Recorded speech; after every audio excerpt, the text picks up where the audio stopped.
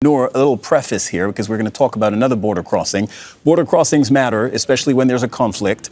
And we are seeing that the Lebanon-Syria border crossing was struck today, attacked by an Israeli airstrike. We're seeing that the Syria-Iraq border crossing may have been taken now by Kurdish fighters. And Jordan has shut its borders with Syria. What can you tell us about that? Well, Sarah, Jordan is a country affected by all the conflicts we are covering.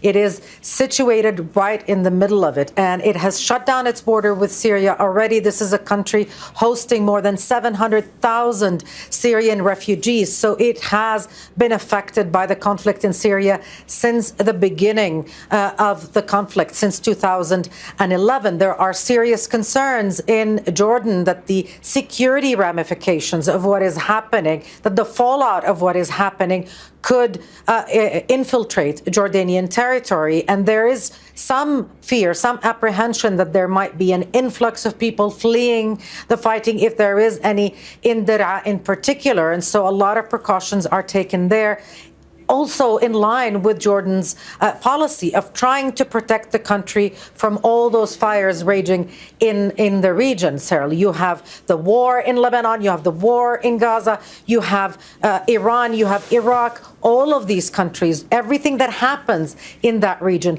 affects Jordan and what happens here. And that's why you see all that heightened alert. Another border area is the one between Syria and Israel in the occupied Golan Heights. And Israel announced that it is increasing its military posture there in light of the developments in Syria. What are you learning about that? Yeah, it's been very interesting to watch the Israeli analysis of what is happening. As early as Wednesday, Israeli media started reporting that the security establishment there estimates that the threat for the complete collapse of the Syrian regime is very real. We saw an emergency security consultation meeting on Thursday in Israel. There is one scheduled for Saturday evening and another for Sunday evening. So Israel taking this very, very seriously. It's very interesting, though, how the stars have aligned, because on the one hand, Israel stands to benefit from this corridor that Zaina and Rasul were talking about, that was supplying weapons and support to the Syrian regime, but also to Hezbollah in Lebanon from Iran. But on the other, the Israeli government has some concerns, some questions, really more than anything, about what are the ramifications of the rebels controlling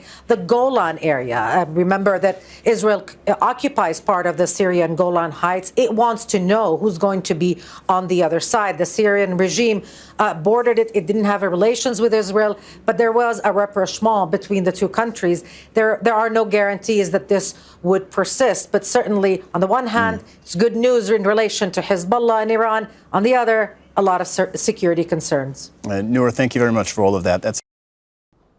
Make sure to subscribe to our channel to get the latest news from Al Jazeera.